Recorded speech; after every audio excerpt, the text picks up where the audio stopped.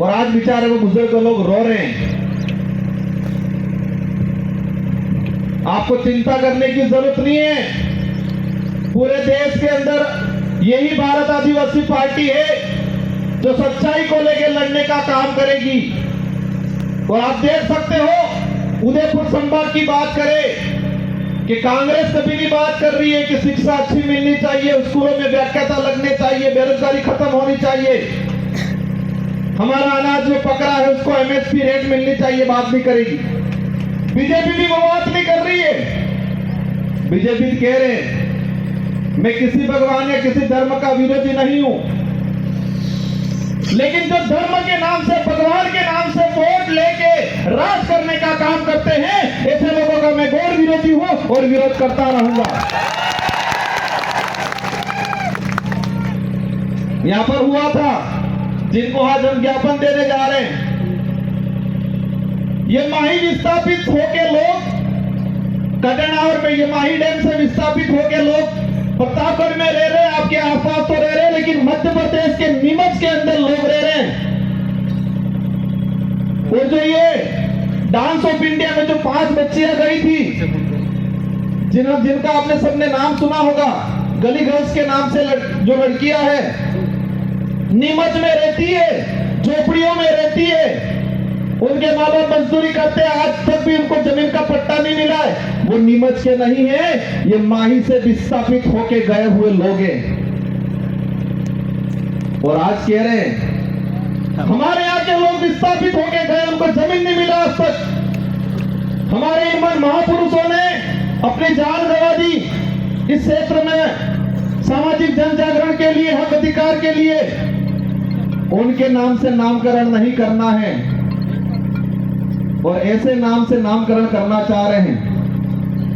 करना है जिस क्षेत्र में जो लोग थे, किसी भी समाज का व्यक्ति हो, एससी का हो, ओबीसी का हो, किसी भी जिस व्यक्ति ने इस क्षेत्र के लिए काम किया है। मामा बालेश्वर आदिवासी नहीं थे, लेकिन आदिवासी समाज आज उनको भगवान की तरफ पूछता है, क्योंकि आदिवासी के लिए काम किया। हम हर उस व्यक्ति का, हर उस समाज का सम्मान करेंगे जो मानवता में विश्वास करता है, और उस हर व्यक्ति और उस धर्म का विरोध करेंगे जो छुआछूत, भेदभाव, उच्च नीच करता है, उन सबका हम विरोध करेंगे, क्योंकि ये देश संविधान से चलता है। और आज बात करें, एक नारा लगाया जा रहा है 400 पार। क्या नारा लगा रहे हैं? 400 पार। अंग्रेजों और मुगलों ने इस देश को कम लूटा था, उससे भी खराब स्थिति से ये लोग इस देश को लूट रहे हैं। इसका असर आदिवासी या एससी को ही नहीं है, इसका असर पड़ेगा हर वर्ग के व्यक्ति को, आने वाले समय में भुगतना पड़ेगा। ये लोग बहुत बुरी तरीके से इस देश को लूट रहे हैं। एक वक्त था 2013 के अंदर, वो नारा लगाते थे वही वो व्यक्ति कि न खाऊंगा न खाने दूंगा। और आज जितने देश के अंदर खाने वाले लोग थे, उन सबको वो साथ में मिला के कह रहे कितना लाओ लाओ बंटवारा करते हैं।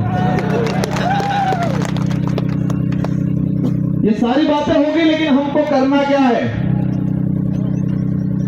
हमको उनको सबक सिखाना है, उन नेताओं को एहसास कराना है कि ये राजतंत्र नहीं, ये लोकतंत्र है।